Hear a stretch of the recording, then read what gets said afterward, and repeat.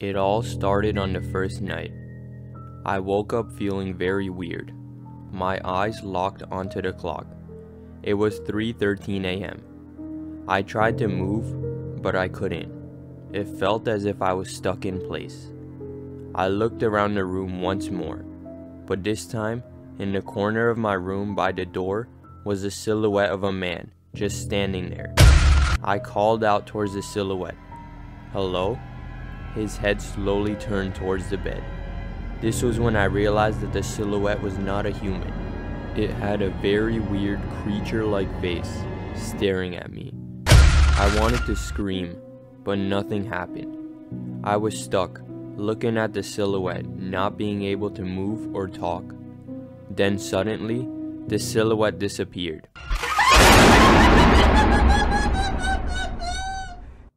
And I regained control of my body. The rest of the night I was not able to fall back asleep. I have never heard of such a terrifying experience happening, so I went on Google trying to find answers. I found out that the nightmare from last night is called sleep paralysis. So as the sun went down, I started to feel better, because most of the articles on Google said that sleep paralysis happens only for one night.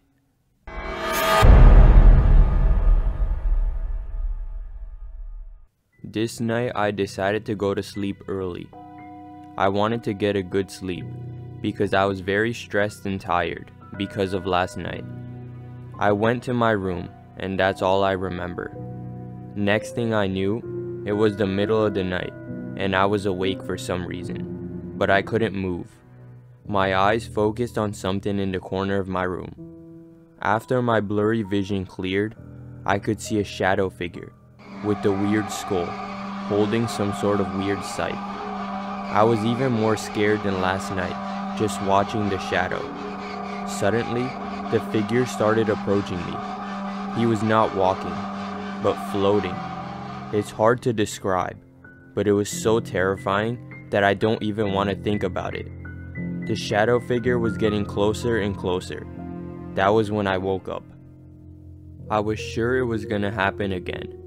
I can't unsee what I saw last night, so I decided to try to stay up all night. I had to get prepared.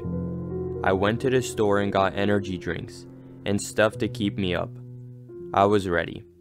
At the store, I randomly remembered the experience of last night. The image of the shadow figure appeared in my mind for a few seconds, then disappeared. This terrified me because it started taking over my life.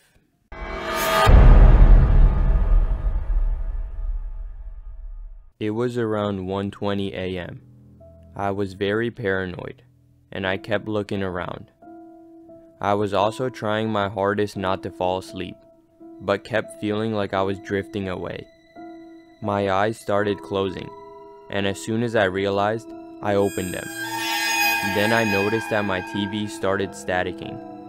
I was freaking out, and wanted to turn off the TV, so I tried to get up, but I couldn't. I knew I was in sleep paralysis. I was praying that nothing happened to me this night. That's when the door on the right of me opened and then closed, but I couldn't see because I couldn't turn my head. That's when I saw a black figure run across my room to the dark corner. I was horrified, but after what seemed to be the longest minute of my life, I could move again. By this day, I have had enough. I decided to draw my experiences down on a piece of paper to keep track of everything. This has happened for 3 days now, and I don't know how much longer it will go on.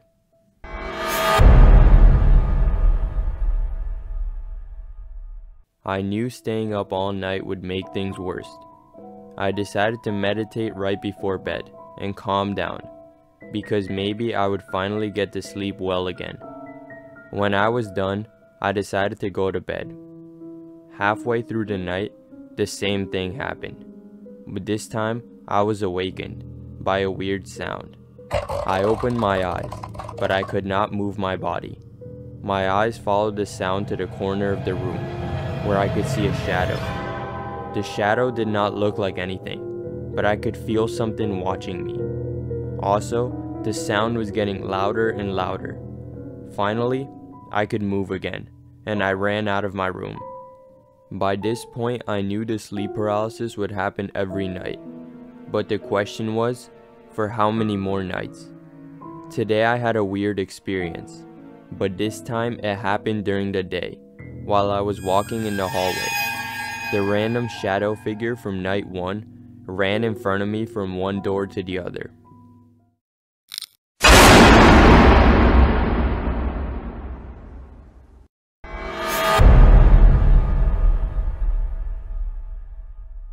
This night started just like any other, but little did I know, tonight was going to be my darkest nightmare. When I woke up in the middle of the night, I heard a very demonic sound. This time, I saw a shadow that looked like a woman, with her hair over her face. The woman looked like my mom. I called out to the woman, "Mom?" The head of the woman slowly turned to face me. I could see a demonic old lady staring at me. As soon as I saw that, I tried to get out of the bed, but I was stuck. I knew it was my sleep paralysis again.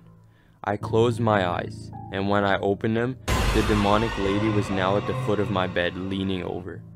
Then, in seconds, everything faded away. I sat up with a jerk.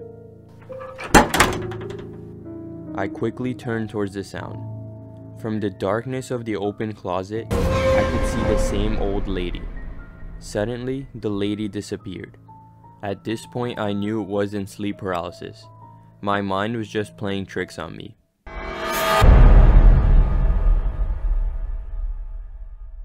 The next day, I started putting things together, because I felt like everything was connected. Then I realized all of these things I was seeing, I saw in my past, and I was scared of them. The black figure appeared in a picture I took a while ago in my house, because it's kinda haunted.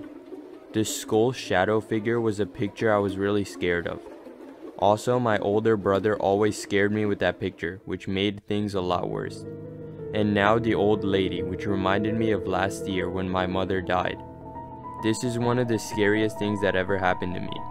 After a while, things kinda went back to normal, but my sleep paralysis experience forever scarred me.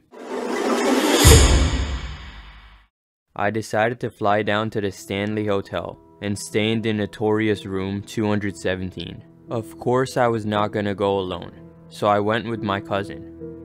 The next day, we arrived at the hotel and checked into our room. We were only able to stay for one day, because room 217 is very famous and many people want to stay in that room. Once we received the key, we walked up the stairs to our room. On the way to the room, we noticed many mirrors by the main staircase. Some of the mirrors were also facing each other, which created a vortex. A vortex is said to be a portal, in which demons are able to travel from their world to the real world. While walking up the stairs, nothing happened, so I did not take any pictures.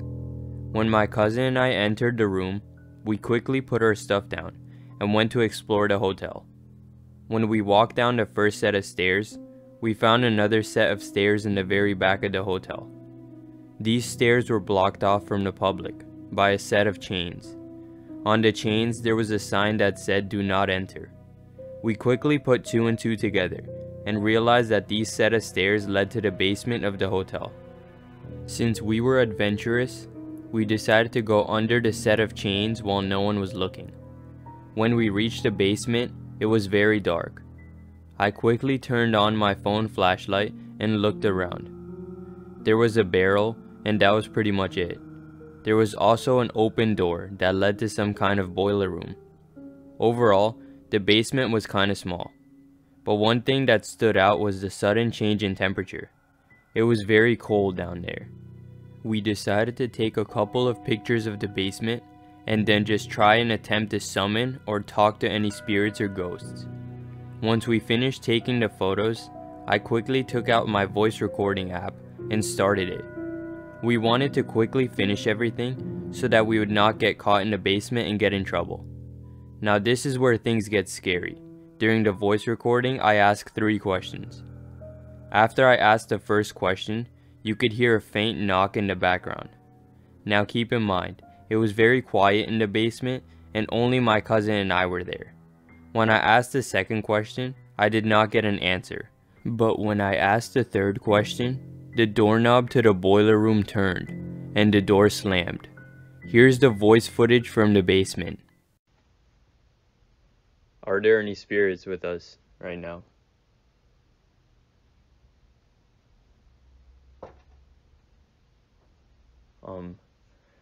Are you trying to hurt us?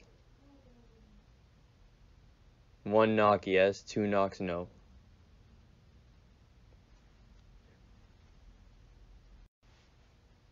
So I guess I'm just gonna ask another question. Where are you?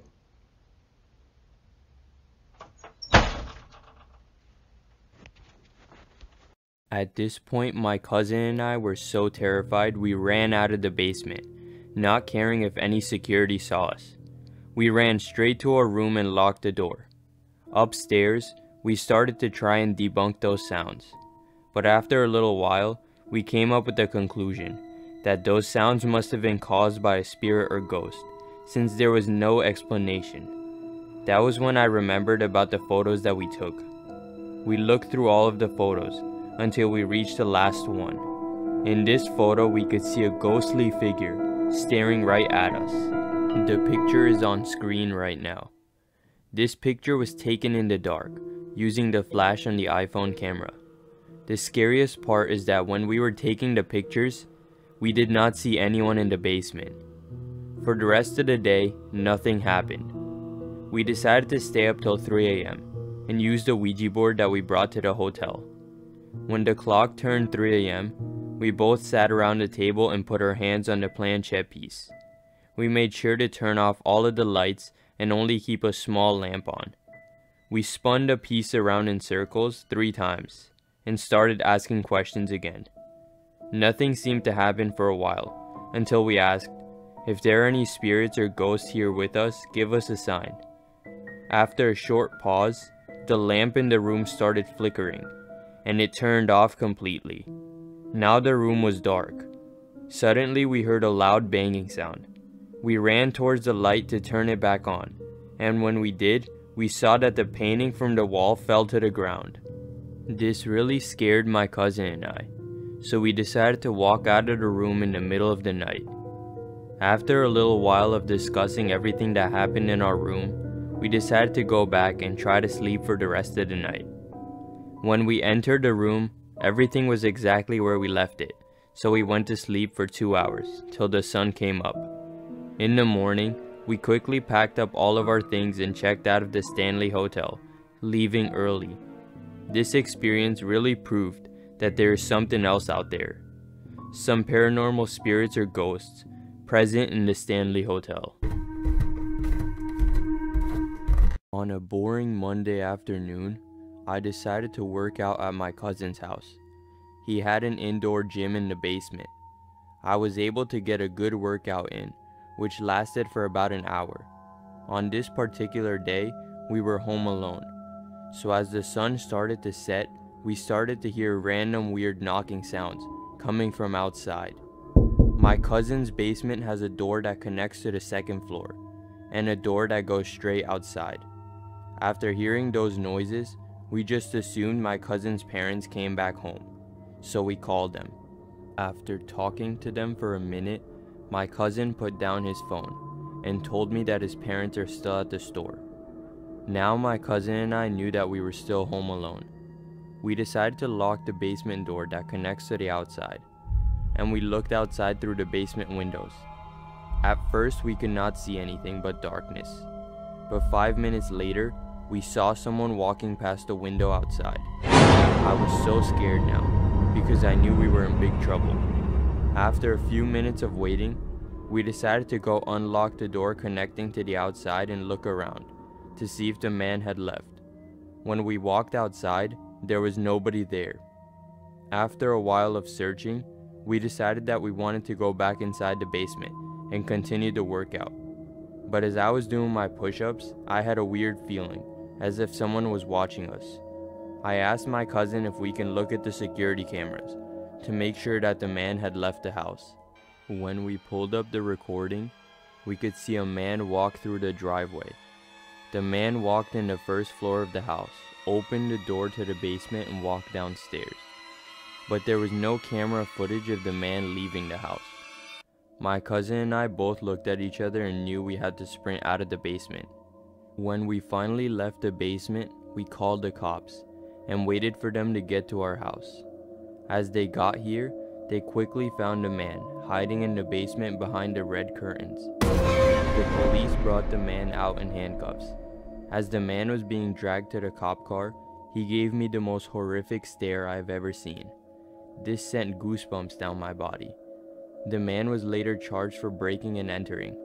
To this day, no one knows the man's real intention for coming to my cousin's house. At the time of this story, I used to live in my parents' house. I used to have my own room in the basement. This was great, because there was a door that would connect to the outside. So basically I could have anybody over at any time, without disrupting my parents.